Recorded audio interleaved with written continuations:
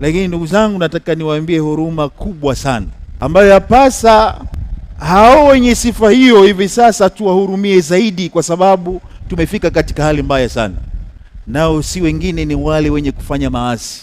Hapana shaka ndugu zangu, kila mmoja anafahamu kwa kiwango gani dunia hivi sasa imevuka mipaka katika kumwasi Mwenyezi Mungu Subhanahu wa Ta'ala. Kwa hakika ni hali inayosikitisha sana. Katika huruma ambayo alikuja nayo mtume wetu Muhammad sallallahu alaihi wasallam kwa umma huu ni kuwahurumia wale ambao wenye kufanya maasi kwa kuwalingania. Na ndio maana mtume wetu Muhammad sallallahu alaihi wasallam alikuwa akimwomba Allah Subhanahu wa Ta'ala kwa kusema, Allahumma ihdi qaumi fa innahum la ya'lamun. Ewe Mola wangu, ihdi qaumi, waongoze watu wangu hawa kwa sababu kwa hakika wao hawajui, wamejisahau, wameghafilika.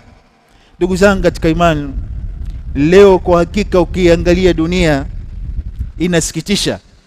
Ushirikina, mauaji, riba, kamari ni vitu vya kawaida.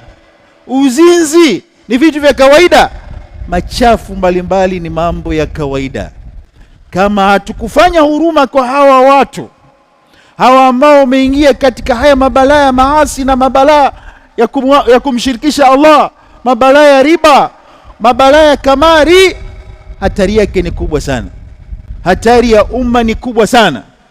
Inafikia hii leo ndugu zangu katika imani, mambo ya kidunia jinsi tulivyoyatanguliza na jinsi yalivyotushinda, ibada zetu tunazipanga kwa mujibu wa matukio ya dunia. Ili ni jambo la hatari sana. Leo hii kukiwa kuna mpira wa miguu, ukiweka muhadhara hakuna mtu, bali sala watu wanachelewa kwa sababu ya matukio ya mpira wa miguu. Leo hii riba jinsi ilivyoenea katika jamii. Leo hii kamari jinsi ilivyoenea katika jamii, kiasi ya kwamba ni hali ya kuhuzunisha sana.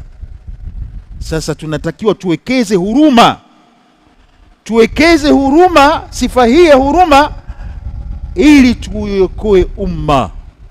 Umma upo katika hali mbaya sana.